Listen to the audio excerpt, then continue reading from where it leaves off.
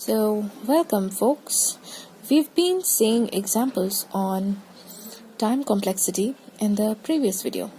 So, let us continue that further and see some more interesting examples of how to find the time complexity.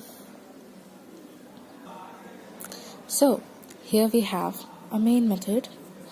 We have the initial value of I, 2, and it goes on until less than n, and increments with I is equal to I square. So let us see what happens. I is equal to 2 becomes 2 square. Okay, just take a look over here. In the first round, the loop hasn't yet started, and it is equal to 2 to the power 1. We can also write it as 2 to the power 2 to the power 0. In the second round, it becomes 2 square. It can also be written this way. In the third round, it becomes 2 square whole square, which is also equal to 2 to the power 4. So we have written it as this. So you see, I is incrementing like I square.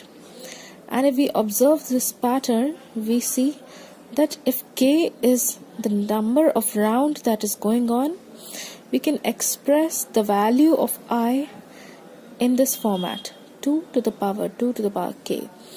Now the loop has to terminate somewhere. So where will it terminate? Let's take the minimum termination condition. If I is equal to n, and equate it to find the time complexity. So we take the value of I, the general value of I. We do not know what k is. We have to find out k. That means we have to find out how many times does this loop go on when we don't know the exact value of n. So 2 to the power 2 to the power k is equal to n. And taking log both sides, we see 2 to the power k log 2 base 2 is equal to log n base 2. So we further get it as 2 to the power k is equal to log n base 2. And when you take log once again, you get the value of k as log n base 2. Now see, both have base 2 over here. So here the time complexity comes out to be big O of this entire thing. Okay, so voila, we have another example. Now I would like you to try this question all by yourself first. Give it a try, pause the video, try it quickly, and then check the solution further. So I am continuing forward to the solution. So here we are with initial value 12. 12 increments in the way to the power 21. So here it becomes I to the power 21. So you can see that if it is the first round, 21 is one time. If it is the second round, we have 21 and the whole thing square. And if we have the kth round, it is the whole to the power k. Now it is just exactly like the previous example. Just the values have been changed for a better clarity. Now if you take the log both sides, then 21 to the power k and log 12 base 12 is equal to log n base 12. And once again taking log, we get k log 21 base 21 is equal to log n base 12 and 21. So you see that you can just have a mild observation over here that the k or the number of times the loop is running that we are getting over here, we do log n. That means we take our limit n and we take the log of that limit. Now what the base is? The base here is the initial value of I, and the outer base is the factor by which it is getting incremented. Like here we are talking about when I is incrementing in terms of powers.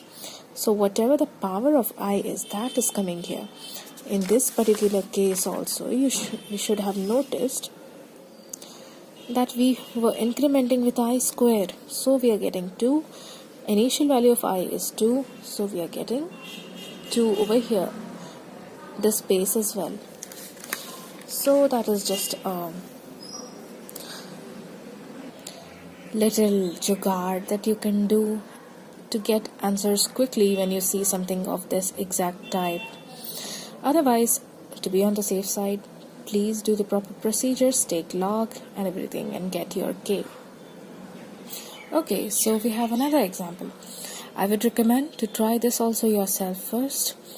Now here we see that the power, it is actually in the roots, it is in fractions. So how do we do this? It is exactly the same way.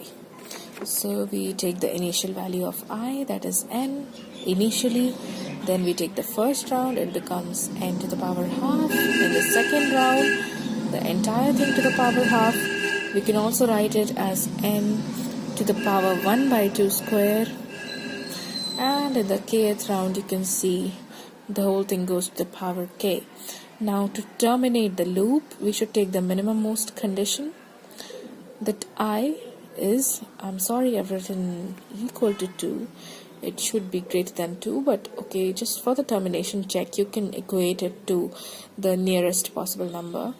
So just equate it to 2 and you get, after taking log, you can see 1 by 2 to the power k, log n base 2 equal to log 2 base 2. And then we come here, we have log n base 2 is equal to 2 to the power k. We have just taken it on the other side and equated it, and finally you get k as this. So you can see we've just done the reverse. We have done the reverse in the powers, and yet we are getting the same value. Think about it. Why? Because it's basically the same thing happening in the opposite direction. We are just dividing the total number of things, total number of rounds that we were to make into the same divisions, be it in fraction or whole number.